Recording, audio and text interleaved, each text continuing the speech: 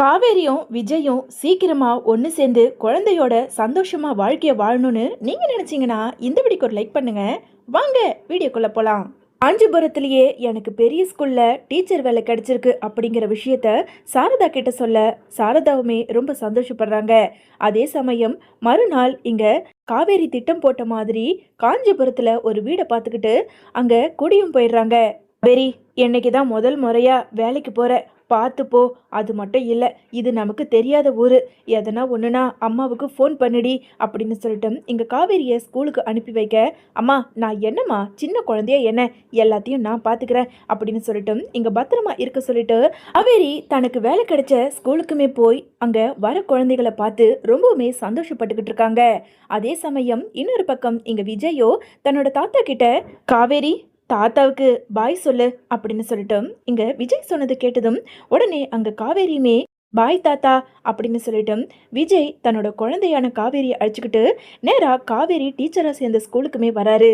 ஸ்கூலுக்கு வந்த விஜய் அங்க இருந்த ஒரு மேடம் கிட்ட, மேடம் இங்க எல்கேஜி பி செக்ஷன் எது அப்படின்னு சொல்ல, சார் அதோ ஃபர்ஸ்ட் ஃப்ளோரில் ஃபர்ஸ்ட் கிளாஸ் ரூம் அப்படின்னு சொல்லிட்டு அந்த மேடம் சொன்னதை கேட்டதும் இங்கே விஜய் தன்னோட குழந்தைய அழைச்சிக்கிட்டு நேராக அந்த கிளாஸ் ரூம் போகிறாங்க. அதே சமயம் இங்கே காவேரி அங்கே இருக்க எல்லா குழந்தைகள்கிட்டையும் அன்பாவே பேசிக்கிட்டு இருக்க வாசலுக்கு வந்த அங்கே காவேரி அழைச்சிக்கிட்டு வந்த விஜயோ அங்கே காவேரி உள்ள டீச்சரா இருக்கிறத பார்த்து அப்படியே அதிர்ச்சி ஆகுறாரு. காவேரி விஜயை நேருக்கு நேர் பார்த்தாலோ இங்கே விஜய் யாருன்னே தெரியாததுனால புதுசாக பார்க்குற மாதிரி, ஹாய் சார் வாங்க, ஆமாம் உங்கள் குழந்தையோட பேர் என்ன, வாட் இஸ் யுவர் நேம் அப்படின்னு சொல்லிட்டு இங்கே காவேரி பேச அப்படியே அதிர்ச்சியில் நின்றுக்கிட்டு இருந்த விஜயோ, ஏ காவேரி அப்படின்னு சொல்லிட்டு ஒரு அதிர்ச்சியோட குரல் கொடுக்க, சார் என்ன சார், என்ன முன்ன பின்ன உங்களுக்கு தெரியுமா, ஆனால் நான் உங்களை பார்த்தது இல்லையே சார் அப்படின்னு சொல்லிட்டு காவேரி சொல்ல, என்ன காவேரி சொல்கிற, என்ன முன்ன பின்ன பார்த்தது கிடையாதா காவேரி, ஏன் காவேரி இப்படி பொய் சொல்கிற, என்னாச்சு காவேரி, நீ இறந்து போயிட்டதா எங்கள் வீட்டில் சொன்னாங்களே அப்படின்னு சொல்லிட்டு விஜய் பதட்டத்தோட அங்கே இருந்த காவேரி கிட்ட சொல்ல, உடனே கூட இருந்த அந்த சின்ன குழந்தை காவேரியோ இங்கே என்ன நடக்குதுன்னு தெரியாமல் அப்படியே நின்றுக்கிட்டு இருக்காங்க. இன்னொரு பக்கம் இங்கே காவேரி இருந்துக்கிட்டு, சார் என்ன சார் நீங்கள் என்னென்னமோ பேசிக்கிட்டு இருக்கீங்க, நீங்கள் வேற யாராவது நினச்சி என்கிட்ட பேசிக்கிட்டு இருக்கீங்க, என்னோட பேர் காவேரி தான், ஆனால் நான் இறந்து போயிட்டேன்லாம் உங்ககிட்ட யார் சொன்னது, சார் உங்ககிட்ட கோபமாக பேசுகிறேன்னு தப்பாக எடுத்துக்க வேண்டாம், முதல் முறையாக நான் ஸ்கூலுக்கு வந்திருக்கேன், என்னோட வேலையை கொஞ்சம் நல்லபடியாக பண்ண விடுங்க சார், ஆமாம் உங்கள் குழந்தை பேர் என்னது அப்படின்னு சொல்லிட்டு அங்கே விஜய் கிட்ட காவேரி கேட்க, விஜய் எதுக்காக காவேரி இப்படியெல்லாம் பேசுகிறா அப்படின்னு சொல்லிட்டு ரொம்ப குழப்பத்தோடு நின்றுக்கிட்டு இருக்க அங்கே இருந்த குழந்தை காவேரியுமே காவேரியை பார்த்து, ஐ எம் காவேரி அப்படின்னு சொல்லிட்டு பேர் சொல்ல, ஓ என்னோட நேம் தான் உன்னோட நேம்மா, சரி வா கிளாஸ் உள்ள போகலாம் அப்படின்னு சொல்லிட்டு இங்கே காவேரி அந்த குழந்தையான காவேரியை அழைச்சிக்கிட்டு நேராக கிளாஸ் ரூமில் போய் பேசிக்கிட்டு இருக்காங்க. ஆனாலும் இங்கே விஜய் கண்டிப்பாக காவேரி என்கிட்ட போய் சொல்கிறா, எனக்கு காவேரியை நல்லா தெரியும், நீ என்னோட ஒய்ஃப் அப்படின்னு மனசுக்குள்ளே நினச்சிக்கிட்ட விஜய் வேக வேகமாக கிளாஸ் ரூமில் போய், காவேரி இங்கே பாரு, எதுக்காக எல்லாத்தையும் மறந்த மாதிரி நீ என்கிட்ட நடிச்சுக்கிட்டு இருக்க, நீ போய் சொல்கிற, உனக்கு எல்லாமே ஞாபகம் இருக்கு, என்ன உனக்கு தெரியலையா, இங்கே பாரு நான் தான் உன்னோட ஹஸ்பண்ட் விஜய் அப்படின்னு சொல்லிட்டு இங்கே விஜய் தன்னோட பேரை சொல்ல, இதை கேட்டதும் காவேரிக்கோ, சார் நான் தான் உங்களை எனக்கு தெரியலன்னு சொல்கிறேன்ல, எதுக்காக நீங்கள் ஏதேதோ பேரை சொல்லிக்கிட்டு என்கிட்ட வந்து இப்படி பிரச்சனை பண்ணிக்கிட்டு இருக்கீங்க, போங்க சார், பிரின்சிபல் பார்த்தா ஏதாவது பிரச்சனையாகும் அப்படின்னு சொல்லிட்டு இங்கே காவேரி ரொம்ப கடும் கோபத்தில் நடந்துக்க, சரி காவேரி இப்போதைக்கு இங்கே பேச வேண்டாம், நீ வெளியே வருவல, நான் உங்ககிட்ட பேசிக்கிறேன் அப்படின்னு சொல்லிட்டு இங்கே விஜய் ரொம்ப கோபத்தோடவே அந்த ஸ்கூலை விட்டு வெளியே வராரு. எதுக்காக காவேரி எல்லாத்தையும் மறந்த மாதிரி நடிக்கணும், இவ காவேரி தான் எனக்கு நல்லாவே தெரியும், இல்லை இந்த விஷயத்த போய் நான் தாத்தா கிட்ட கேட்டு தான் தீருவேன் அப்படின்னு சொல்லிட்டு இங்க விஜய் நேரா வீட்டுக்கு போறாரு. போன வேகத்திலேயே திரும்பவும் வந்த விஜயை பார்த்ததும் அங்க தாத்தா இருந்துகிட்டு, பாப்பா விஜய், ஆமா காவேரி முதல் முறையா ஸ்கூலுக்கு போனாலே அழுதுகிட்டே போனாளா அப்படின்னு சொல்லிட்டு இங்க தாத்தா என்ன கேட்டாலும் இங்க விஜய் ரொம்ப கோவத்தோட அப்படியே அதிர்ச்சியில உக்காந்துக்கிட்டு இருக்க, என்னப்பா நல்லபடியா தானே நீ போன, இப்போ என்ன டென்ஷனா இருக்க மாதிரி இருக்கு, ஏதாவது பிரச்சனையா அப்படின்னு சொல்லிட்டு இங்க தாத்தா கேட்க, தாத்தா நான் உங்ககிட்ட ஒரு முக்கியமான விஷயம் கேட்குறேன், நீங்கள் என்கிட்ட உண்மையை சொல்லுங்க, என்னப்பா எதுவாக இருந்தாலும் சொல்லு. தாத்தா காவேரி இறந்துட்டாளா, இல்லை உயிரோட தான் இருக்காளா, இல்லை நீங்கள் தான் நாடகம் ஆடிக்கிட்டு இருக்கீங்களா, எனக்கு இப்போவே ஒன்றில் ரெண்டு தெரிஞ்சாகணும் அப்படின்னு சொல்லிட்டு இங்கே விஜய் கேட்க, உடனே இதை கேட்டதும் அங்கே இருந்த தாத்தாவுக்கு ரொம்ப அதிர்ச்சியாக இருக்குது. என்ன இது என்னைக்கும் இல்லாம காவேரியை பத்தி நம்ம கிட்ட கேட்குறான். இல்லையேப்பா விஜய். காவேரி இறந்துட்டாளே, அதுதான் உனக்கு தெரியுமே, நாங்க 5 வருஷத்துக்கு முன்னாடியே சொல்லிட்டோமேப்பா அப்படின்னு சொல்லிட்டு எங்க தாத்தா சொல்ல, பொய் சொல்றீங்க தாத்தா, இன்னைக்கு நான் காவேரியை ஸ்கூல்ல பார்த்தேன் அப்படின்னு சொல்லிட்டு விஜய் சொல்ல, என்னப்பா சொல்ற, ஸ்கூல்ல பாத்தியா? ஆமா தாத்தா, என் பொண்ணு காவேரியை கூட்டிட்டு ஸ்கூலுக்கு போகும்போது அங்க கிளாஸ் டீச்சராகவே காவேரி தான் இருக்கா அப்படின்னு சொல்லிட்டு இங்க விஜய் சொல்ல சொல்ல தாத்தாவுக்கு அப்படியே அதிர்ச்சியில் நின்றுக்கிட்டு இருக்காரு. என்ன தாத்தா, நான் பாட்டுக்குன்னு கேட்டுக்கிட்டு இருக்கேன், ஆனா நீங்க அப்படியே சில மாதிரி நின்றுக்கிட்டு இருக்கீங்க. எனக்கு நல்லா தெரியும், அது காவேரி தான், என்னோட Kaveri, she is my wife அப்படின்னு சொல்லிட்டு அங்கேயே சத்தம் போட்டு கத்த, இருப்பா இருப்பா, நீ எதுவும் பெருசா யோசிச்சுக்கிட்டு இருக்காத, எனக்கு தெரிஞ்சு காவேரியா இருக்காது, ஏன்னா காவேரி இறந்துட்டாப்பா, நானும் உன் பாட்டியும் தானே போய் பார்த்துட்டு வந்தோம்.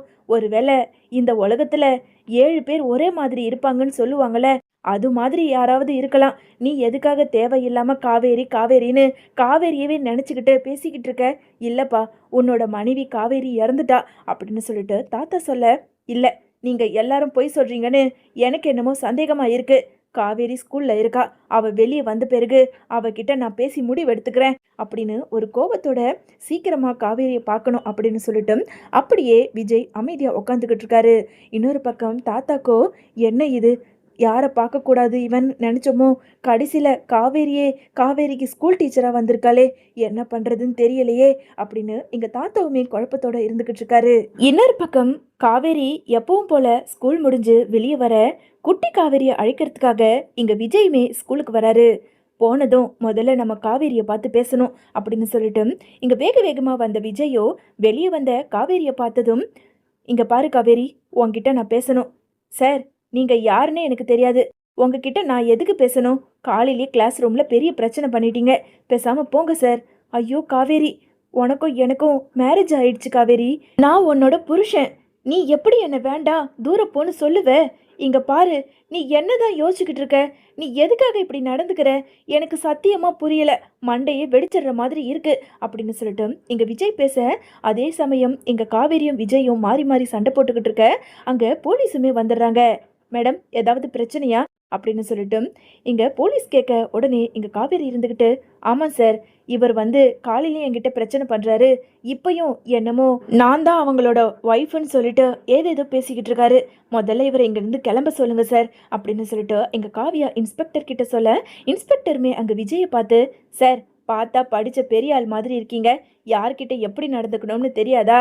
அப்படி இவங்களை தெரியும்னா நீங்கள் வீட்டில் போய் பாருங்க, தேவையில்லாமல் பப்ளிக்கில் இப்படி வச்சு பிரச்சனை பண்ணிக்கிட்டு இருக்காதீங்க, முதல்ல கிளம்புங்க அப்படின்னு சொல்லிட்டு விஜய் கிட்ட இன்ஸ்பெக்டர் சொல்ல, விஜயுமே தன்னோட குழந்தையான காவேரியை அழைச்சிக்கிட்டு நேராக வீட்டுக்குமே போயிடுறாரு. இன்னொரு பக்கம், எதுக்காக இவர் நான் தான் உன்னோட ஹஸ்பண்டு அப்படி இப்படின்னு சொல்லணும் அப்படின்னு சொல்லிட்டு குழப்பத்தோடு வந்த காவேரியோ வீட்டில் இருக்க, அங்கே இருந்த சாரதா டீ போட்டு எடுத்துகிட்டு வந்து காவேரி கிட்ட கொடுக்க, என்ன காவேரி, இன்னைக்கு முதல் முறையாக ஸ்கூலுக்கு போயிருக்க, ஆமாம் இன்னைக்கு எல்லாம் நல்லபடியாக போச்சா அப்படின்னு சொல்லிட்டு இங்கே சாரதா கேட்க, இல்லைம்மா, ஒரே அப்செட்டாக இருக்கு.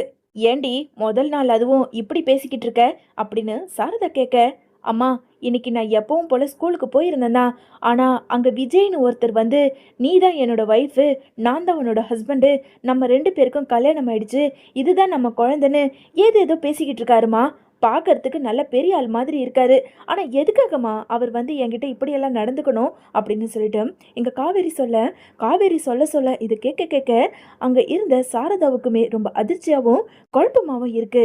என்னடி சொல்கிற, விஜயா?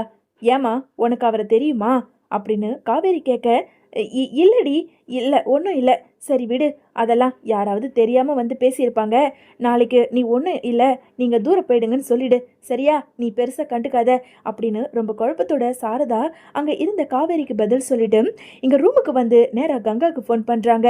கங்கா கிட்ட நடந்த எல்லாத்தையும் சொல்ல, அம்மா, என்னம்மா சொல்கிற, காவேரியை விஜய் பார்த்தாரா? அம்மா, விஜய் இறந்து போயிட்டதா தானம்மா அவங்க வீட்டில் இருக்கவங்கலாம் சொன்னாங்க, ஆனால் இப்போ விஜய் உயிரோடு இருக்கிறதா காவேரி சொல்கிறா. அம்மா, இதில் ஏதோ ஒன்று சந்தேகமாக இருக்குமா, என்னமோ நடந்திருக்கு, அதை நாம் கண்டுபிடிக்கணும், அதை கண்டுபிடிச்சி முதல்ல விஜய் உயிரோடு இருக்கார்ல, எப்படியாவது காவேரி கிட்ட நம்ம பேசி பொறுமையாக புரிய வச்சு காவேரியையும் விஜயையும் நம்ம சேர்த்து வைக்கணுமா அப்படின்னு சொல்லிட்டு இங்கே கங்காவுமே அங்கே இருந்த சாரதா கிட்ட ஃபோனில் பேசிக்கிட்டு இருக்காங்க.